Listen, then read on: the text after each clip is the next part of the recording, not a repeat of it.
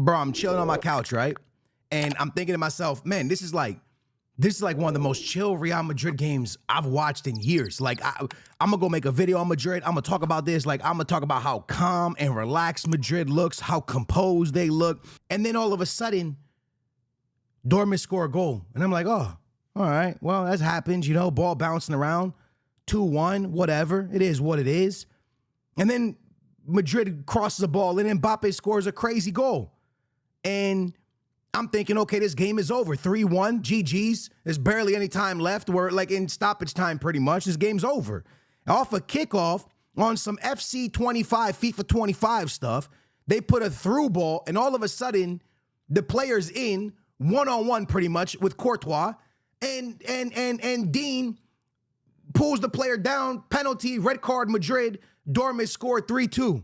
Then I'm thinking, okay, well, the ref's probably going to give 1 minute extra on top of the extra time because of VAR decision, maybe 2 minutes. But surely Madrid's not going to give another chance. And on the last kick of the game, Courtois has to make a ridiculous save, like a save that's just out of this world. Otherwise, the game would have been 3-3 going to extra time. What just happened? No, actually, let's start here. First, prayers to Musiala. Terrible injury. I didn't see it. Okay, I didn't want to see it. I closed my eyes. I don't want to see it, but I know it's terrible. It's awful. So prayers to him and his speedy recovery. And I hope that he gets over it very, very quickly. And I hope it has no effect on his career in any way, shape, or form. I am very, very sad for Musiala, man. Terrible, terrible injury to take in what some people are calling a preseason tournament, right? Terrible, terrible time to take an injury. Awful, just bad news, period. After that, extreme huge shout out to my boy Dembele for doing Jota celebration after scoring his goal. Got on the floor, did a little controller thing. Beautiful to see.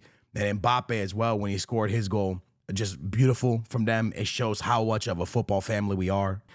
With that being said, the game starts. And I'm watching this Madrid team. They look so composed. They look so different. There's players that I truly believe are really making a difference from Madrid. Players that I thought at times probably shouldn't have started for Madrid or been at Madrid. Fran Garcia has taken a massive step forward. I've always thought the kid was good, but I think in this tournament, he's taken a massive step forward.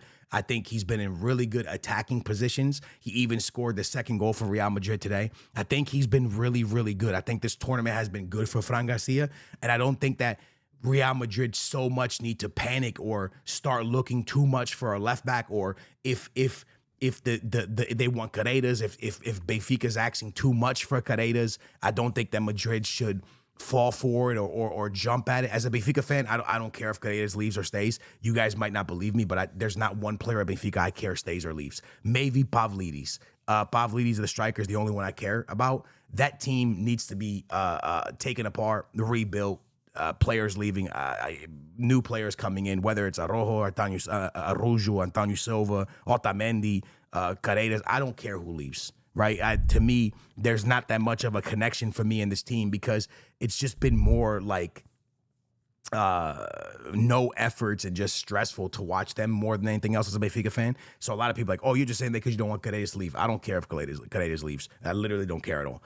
Just don't take Pavlidis, please. But Carreras, for me, if they're actually too much, I don't think Madrid needs to panic and rush at something because I do think Fran Garcia is good, man. I think Fran Garcia has it in him. I think he needs more consistency. It would be interesting to see what's going to happen with Mendy when he's full strength. Like, is he backing up Fran Garcia? Do they go out and get another left back? And if they do go get another left back, who do you sell? Do you sell Mendy because his market's probably not that high due to injuries?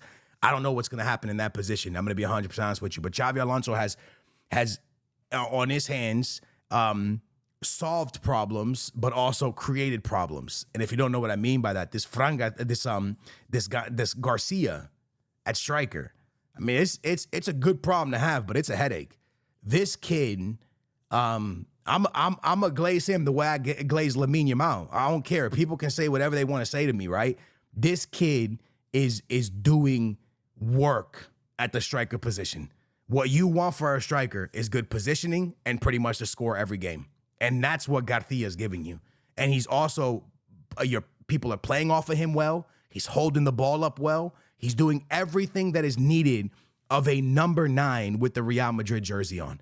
And the same way we we glaze Lamine Yamal and all these young talents that are coming up. We must glaze Garcia because this kid has shown in this tournament that he deserves to play at the highest level. And the craziest part about it, like me being truly honest with you, he's doing it at Real Madrid, which for me, I can't remember the last time outside of like center backs, like Asensio and stuff like that a young player steps in and kind of really goes, hey, you might need to bench a superstar for me, right? Because for you to break into a star, when Lamine Yamal broke into Barcelona, the way he broke into Barcelona was because Barcelona, not only is Lamine Yamal extremely talented, but Barcelona was in a financial issue, right? Where you have to use certain players, you have to use academy. Had it not been financial issue, let's say that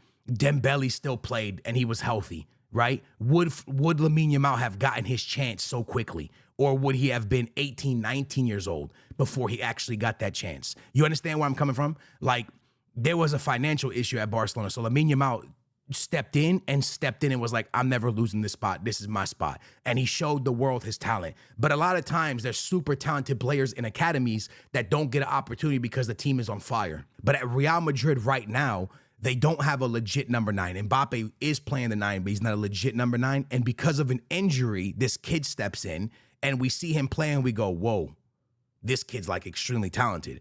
Like this kid can probably start for 85% of teams in Europe and probably play well and score many goals. He is that good of a number 9. And it's refreshing to see because in our game, the number 9 position has not been used the way it was back then with the Drugbas and the Van Nistelrooys and the list goes on, the Fernando Torreses and all these amazing players we had, the Agueros. We don't really got it like that no more, right? It's not a position that is on the high at the moment. So to see this kid step in and then you really think to yourself, man, how do they make Mbappe and this kid work together? And the first thing that comes to my mind is if Vinny don't step up soon and start playing good, you play Fran Garcia and you move Mbappe to the wing, right? Like that's the first thing that's coming to my head. Vinny hasn't shown me nothing. And again, I'm not Xabi Alonso. I don't make decisions. Madrid fans don't get mad at me. He hasn't shown me nothing in this tournament that has made me say that he should be a guaranteed starter. Vinny is having a problem right now. Since that Ballon d'Or was taken from him, I don't know what the hell happened to Vinny. We see sparks of the old Vinny at times, but we don't see Vinny. And anyone who, people are going to come at me for this. But if you come at me for this, you didn't watch Vinny when he was peaking. You didn't watch Vinny and why we were screaming that he should win a Ballon d'Or. You didn't watch. Because if you watch that Vinny and you watch this Vinny, it just isn't Vinny. There's something wrong. There's something not clicking. There's something not there.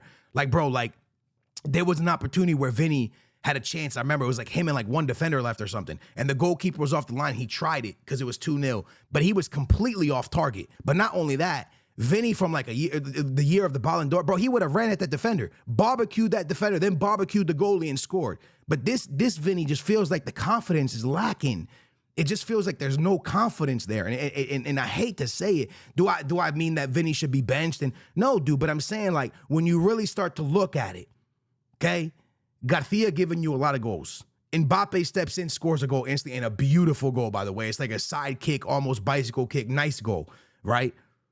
When you see the way they're performing, and you see the way Vinny's performing, and you know Mbappe's true position is a left wing, you really start, like Mbappe's true position left wing, you really start thinking to yourself, man, could there be a future where like it's this? And I hope not, because I like Vinny. I love Vinny. I think Vinny's a superstar, mega star in our game. I really do. But I think the off the field stuff might have got to him, right? And it would really, really break my heart to see a talent like this Garcia go to waste and not be used at Madrid because there's just superstars in front of him, right? Because like I'm telling you, bro, this guy starts in a lot of places. I can name a few teams in England that can use a number 9 like him. I can name a lot of teams in Portugal that could use a number 9 like him. I can name teams in France that could use a 9 like him. And not only use a 9 like him, but help develop him into what I truly believe this guy can be, right? You guys might be like, hey, Skills, man, this is only a preseason tournament. But he's scoring against good teams. If you don't think Dortmund is a good team, like had we got Real Madrid Dortmund in the Champions League semifinals, we would be like, this is nice. So this is good. This is gonna be a good game. This is gonna be nice. Is Dortmund the team they were? Not at the moment, but Dortmund is always a team to be afraid of. So had this been a Champions League semifinals or a quarterfinals, we would, as fans of European football, we would have been excited. We would have been like, okay, this is a great matchup. This is gonna be some good football. This is gonna be fun, right? We're gonna have fun with this. And he scored against them, right? And he played well. So that's just my thoughts on Garcia. Rodrigo finally got some PT. He's gone. I don't care what nobody tells me. He's leaving. I saw Arsenal's gonna offer like 90 million for him. Probably gonna happen. I think it might happen. But I'm not 100% sure, but I think that Madrid probably gonna let him go. Just the way it's been going for him, I just don't see where he plays. I told you guys this in the last video. And now, after a good performance against Dortmund, let's let the last 5-10 minutes was crazy. It got out of control. But that's not what the game was. Over the 85 minutes of this game, Real Madrid controlled. Real Madrid played well. Xabi Alonso has given Real Madrid an identity again. It really feels like when you're watching Madrid that they're just organized, they're composed, the players aren't, I don't know. It's not like players are just trying to do individual goals and individual plays. They play as a football team. The last 10 minutes of this game, like I said, really got out of hand. So you kind of saw a glimpse of the old Real Madrid. Xabi Alonso still has to fix those type of things. But Xabi Alonso has done a great job with Madrid in just a short amount of time. Very, very good job. And he's made very, very tough decisions, right? Ancelotti didn't want to bench Rodrigo. He benched Rodrigo. And like I'm telling you guys, man, I don't think he'll be afraid to bench Vinicius Jr. I think Xabi Alonso's the type of guy that, from what I'm seeing already, if you ain't helping the team and the team's not being successful, I think he'll pull anybody. I truly think he'll pull anybody. Here's the deal, though. Real Madrid now plays PSG, right? I think that's the next game. Am I right about that or am I wrong? I think they play Real Madrid, PSG next. And PSG obviously lost two center backs. They lost Hernandez and they lost Pacho. So they won't have those center backs going into the semifinals of this competition, right? But Real Madrid lost Dean. Now, I want to talk about this Dean red card because I'm very confused, and I would love the football world to help me here. I think that's a red card, right? You're pulling down a guy from scoring a goal, red card. But in football, in the leagues in Europe, a lot of times a penalty will happen. And a lot of times they say something about double punishment. They don't want to double punish or something like that.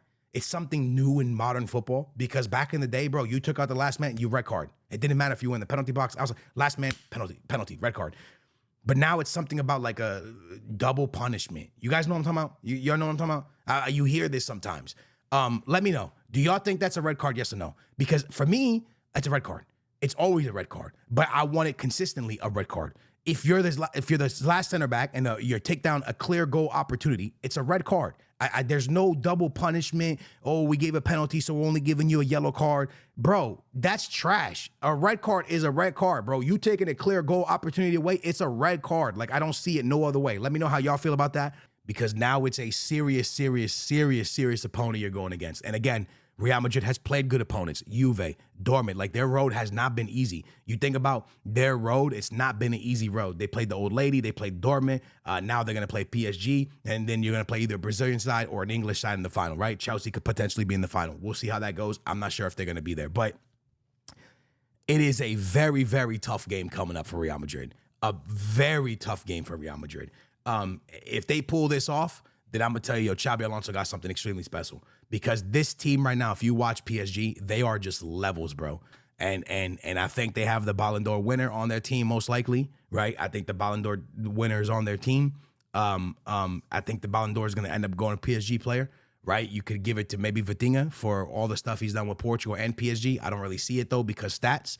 So I feel like it's going to Dembele. But you got to remember that everything Dembele has won, Vitinha has won, but more because Vitinha won the Nations League. So imagine if Vitinha goes on to win this competition. That means Vitinha would have won absolutely every competition, right? Like the Champions League, the French League, the Nations League, and the Club World Cup. That really makes you think right there, right? That's wild to win all that. But then Dembele won all of it too, except for the Nations League, right? They didn't win the Nations League. We know that. So with that being said, like I said, PSG, Real Madrid, massive game, huge game. Potentially, this could really seal up the Ballon d'Or winner too. Like if PSG wins this competition, I think they're definitely getting the Ballon d'Or. I think they should either way, but I think they probably get it. Big games coming up. But Madrid, Xabi Alonso has impressed me. Garcia, a striker, impressed me massively, bro. The kid is absolutely amazing. Love watching him play football. And I'm excited to see what Madrid's lineup is Wednesday night at 3 p.m. I'm very, very excited. Big day Wednesday for me, bro.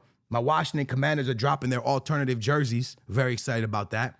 And we get the freaking PSG Real Madrid. Very, very excited for July 9th. Very, very exciting day, bro. Wednesday's going to be awesome. Hey, God bless you guys. Hopefully you guys have a beautiful day. I'll catch you in the next one. Peace. We out of here.